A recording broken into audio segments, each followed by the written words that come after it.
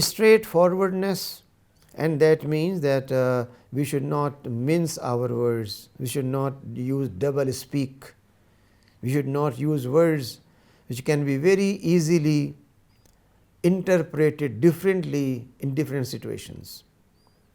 Unfortunately, again you will find that in our country some of the politicians, when they talk, they use words which can always be twisted, and they can always say, I never meant that, I meant this by those words. Ambiguity, double speak has become customary. On the other hand, work ethics requires that when we are using our communication skills, or when we are dealing with people, then there has to be straightforwardness. The Quranic ayah for that is qawlan sadida, to the point, straight, without any kind of if and but very simple. Every single ayah of the Quran is a matter of statement of fact. Nothing is ambiguous.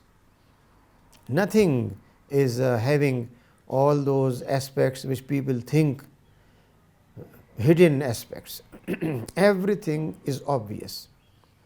When the Quran talks even about Jannah and Jahannam, gives examples to make things concrete in our memory, to give us a visual message as well as an audible message. Therefore, Qawl Sadid means when we are using a language which is not misguiding, which is very straightforward, and which also speaks for the personality.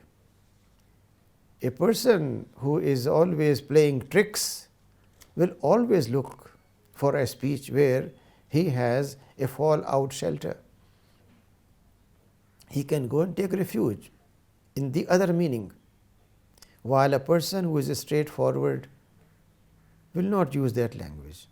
Work ethics in Islam means application of such kind of a speech which is very clear, which is honest and fair, and which is based on facts. Work ethics means that we deliver things in view of quality assurance and standardization. So Allah subhanahu wa ta'ala tells us that everything in the universe has been made with a estimation, with a balance, with a beauty, with a proper fashioning.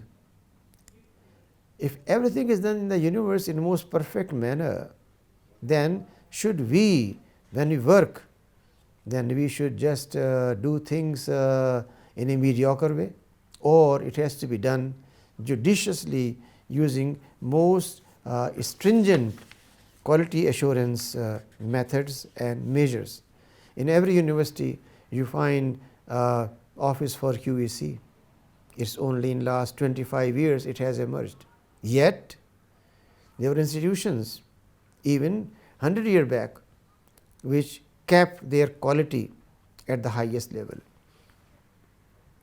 In our academic tradition, a teacher who was called Sheikh, not in terms of a rich person, but in terms of a person of hikmah, he will never allow his student to go out and spread knowledge unless he was himself satisfied.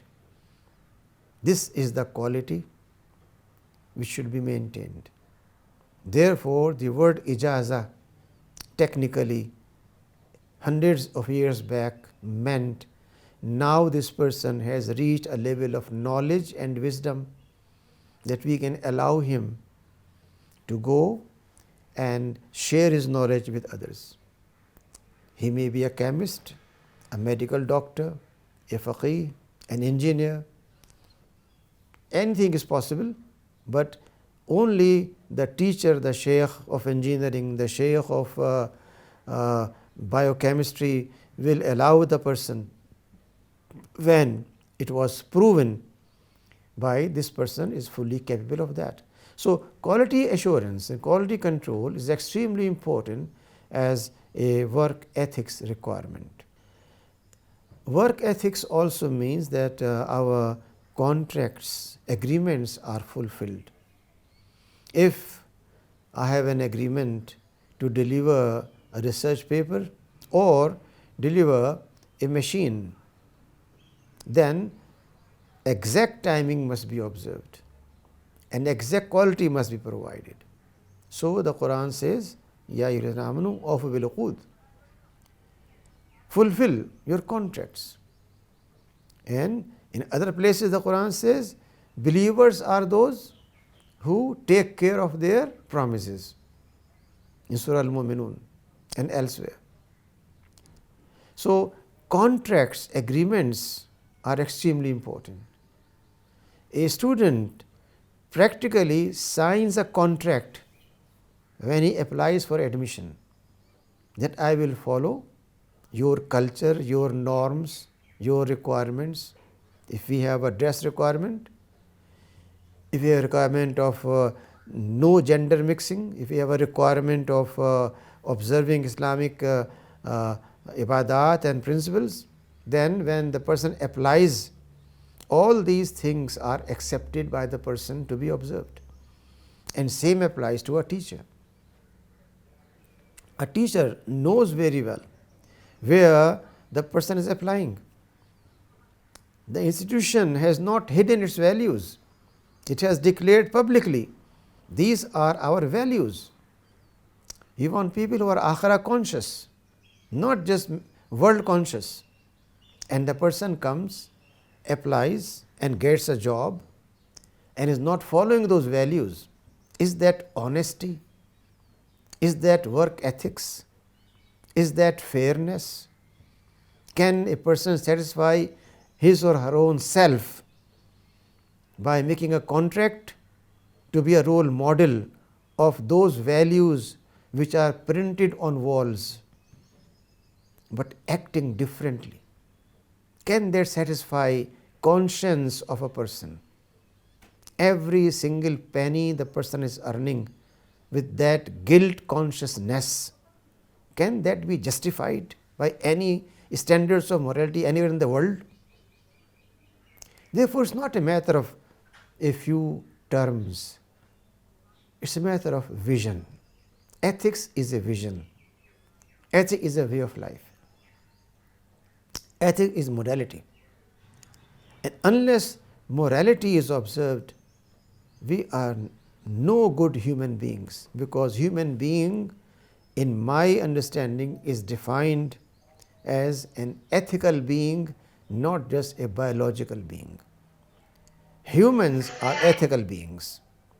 They are ethical persons walking in the street.